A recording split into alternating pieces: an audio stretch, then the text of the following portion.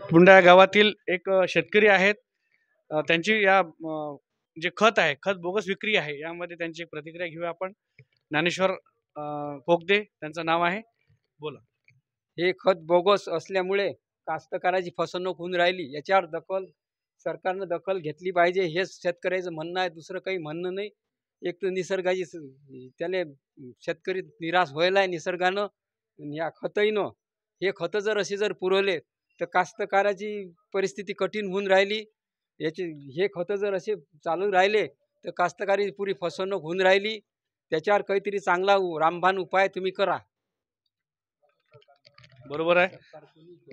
रामबाण उपाय सरकारने याच्यावर करायला पाहिजे. याच पूर्व मतदारसंघात 2 दिवसापूर्वी रणधीर सावरकर यांनी खूप मोठ्या जल्लोषात बांधकाम कामगार मजुरांना खूप मोठा कार्यक्रम घेऊन त्यांना पेटी वाटप केलेला आहे. बांधकाम कामगार मजुरांना त्यांची नोंदणी जर झाली असेल, त्यांना MIDCत अकोल्याच्या MIDCत जाऊन त्यांच्या गोडाऊनमधून कधीही कितीही वाजता त्यांना त्यांची पेटी मिळते, हा त्यांचा अधिकार आहे. यासाठी एवढा मोठा कार्यक्रम किंवा आमदाराला इथं येऊन पेटी देणं हे गरजेचं नाही. बांधकाम कामगारा उलट रणधीर सावरकर यांनी ज्या मजुरांची नोंदणी होत नाही आहे, ज्यांना सही मिळत नाही, ज्यांना ग्रामसेवक त्रास देत आहेत, शिक्का मिळत नाही आहे, अशा लोकांसाठी काहीतरी करायला पाहिजे.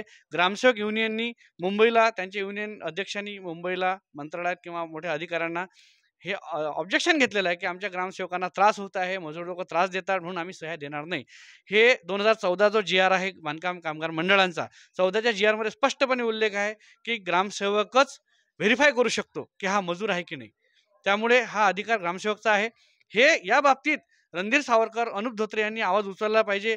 ज्या लोकांची नोंदणी होत नाही आहे, जे लोक भटकतात आहे, आज जे खरोखर मजूर आहेत त्यांना गरज आहे, ते भटकतात आहे, त्यांच्यासाठी काहीतरी सावरकर आणि धोत्रे यांनी आवाज उचलून त्या लोकांना सुविधा करून द्यायला पाहिजे की ग्रामसेवकांना आदेश करायला पाहिजे, आदेशित करायला पाहिजे की तुम्ही लोकांनी यांना सर्टिफाईड करा. आणि या लोकांना हा जो त्रास होता आहे, म्हणून भटकत आहेत, कन्फ्यूज आहेत, गोंधळलेले आहेत की आम्ही सही कोणाची घ्यायची, कुठं जायचं.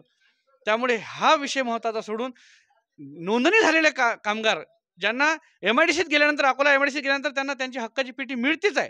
त्यासाठी आमदाराची गरज नाही किंवा आमदारांना पेटी आणून देण्याची गरज नाही. हे सगळ्या गोष्टी केल्यापेक्षा महत्त्वाचे जे मुद्दे आहेत, त्यांच्याच मतदारसंघातला हा खताचा मुद्दा आहे, या लोकांनी उपस्थित केलेला आहे. हा मुद्दा त्यांनी शासन दरबारी न्यायला पाहिजे, अधिवेशनामध्ये बोलायला पाहिजे, लक्षवेधी लावायला पाहिजे. हे न करता विद्यमान आमदार सुद्धा आमचे अकोटचे भारसाकडे, त्यांचे सुद्धा उदासीनता या सगळ्या शेतकऱ्यांच्या बाबतीत दिसत आहे. म्हणूनच शेतकरी आत्महत्या भाजप सरकारमध्ये वाढताना दिसत आहेत. धन्यवाद.